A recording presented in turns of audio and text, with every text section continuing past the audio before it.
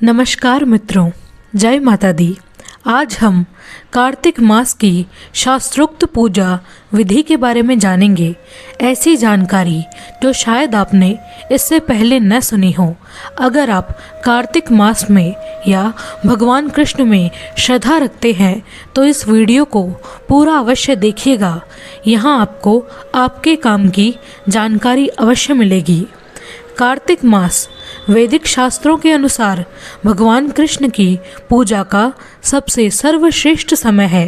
मित्रों, आप कार्तिक मास में जो भी व्रत, पूजन या नियम अपनाते हैं उसे अश्विन मास की पूर्णिमा से लेकर कार्तिक मास की पूर्णिमा तक निभाएं। सुबह ब्रह्म बेला में उठकर गंगा जी या किसी पवित्र नदी सरोवर में स्नान करें। नदी में स्नान संभव नहीं होने पर नहाने की बाल्टी में कुछ बूंदें गंगा जल की मिलाकर माता गंगा का आवाहन कर स्नान करें। कार्तिक मास में प्रत्येक दिन सुबह ब्रह्म बेला में उठकर स्नान करने से सभी तीर्थों के स्नान का फल प्राप्त होता है। श्री हरि की भक्ति विलास में सनातन गोस्वामी जी कहते हैं कि कार्तिक मास में ब्रह्म मुहूर्त में उठकर श्री राधा कृष्ण के समक्ष प्रण लेकर जो व्यक्ति प्रतिदिन स्नान करता है उसके सारे कष्ट मिट जाते हैं और अंत में श्री कृष्ण के परधाम की प्राप्ति होती है। स्नान के पश्चात पीपल के पेड़ के नीचे 2 ईंट रखकर पथवारी बना ले। जल, मौली, रौली, अक्षत व प्रसाद एवं दक्षिणा चढ़ाकर घी का दीप जलाकर धूप प्रज्वलित कर पूजन करें, कहानी सुने एवं आरती करें। कार्तिक मास में तुलसी जी की पूजा करने का अत्यधिक महत्व है।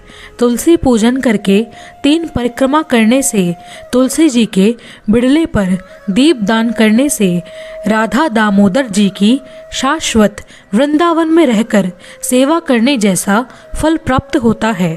अतः पथवारी की पूजा करने के पश्चात इसी प्रकार तुलसी जी की पूजा करें, उनको घी का दीप दान करें और कथा सुने। वटवृक्ष, आंवला या केले का पेड़ आसपास हो तो वहाँ भी दीप दान अवश्य करें। संध्या के समय इन सभी पेड़ों के पास दीप दान करें और कार्तिक महात्म्य की कथाओं को सुने। भविष्य पुराण के अनुसार जो भगवान वासुदेव के मंदिर में या किसी नदी के तट पर कार्तिक मास में दीप जलाता है, कहते हैं कि वो पुण्यात्मा इन्हीं दीपों से प्रकाशित मार्ग पर अपनी परधाम की यात्रा करता है। विशेष रूप से जो एकादशी के दिन दीप जलाता है तथा जितने घी के दीपक जलाता है उतने ही वर्षों तक वैकुंठ धाम में निवास करता है। कार्तिक मास में दीप जलाने से सभी पापों से मुक्ति मिलती है। वह पुनः पृथ्वी लोक में जन्म नहीं लेता। जिस अक्षय पुण्य की प्राप्ति सूर्य ग्रहण के समय कुरुक्षेत्र में स्नान करने से मिलती है और चंद्र ग्रहण के समय नर्मदा नदी में स्नान करने से मिलती है, उससे 10 लाख गुना ज़्यादा पुण्य की प्राप्ति कार्तिक मास में दीप दान करने से मिलती है। इस मास में दीपदान करने से अनेकों अश्वमेघ यज्ञों के फल की प्राप्ति होती है। जो भक्त इस माह में दीपदान करते हैं उनके पितरों को श्री हरि नारायण सहज भाव से ही मुक्ति प्रदान करते हैं।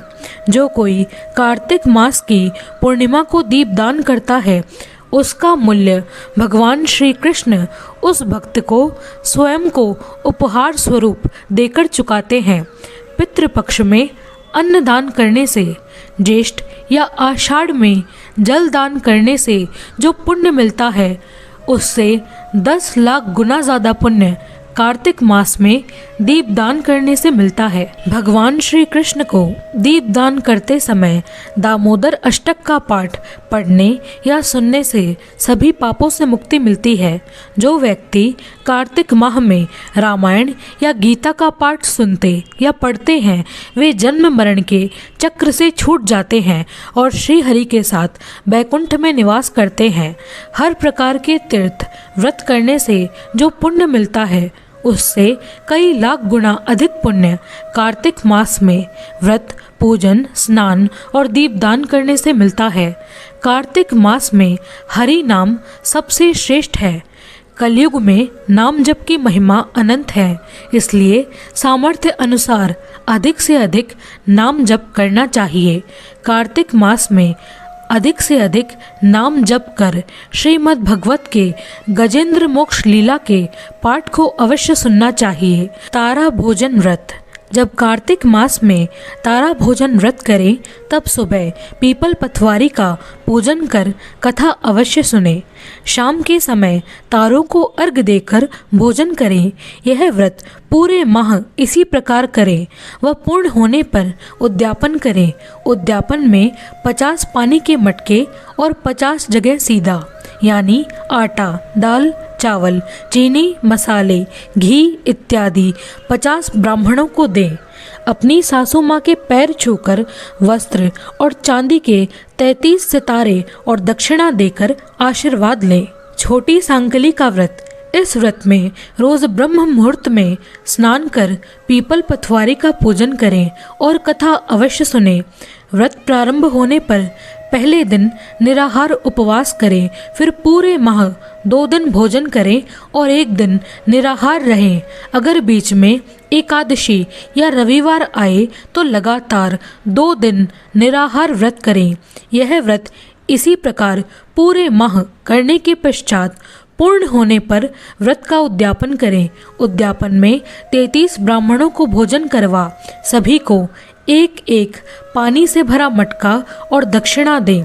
इसके साथ ही एक ब्राह्मण दंपत्ति को जोड़े से भोजन करवा वस्त्र और दक्षिणा भेंट करें।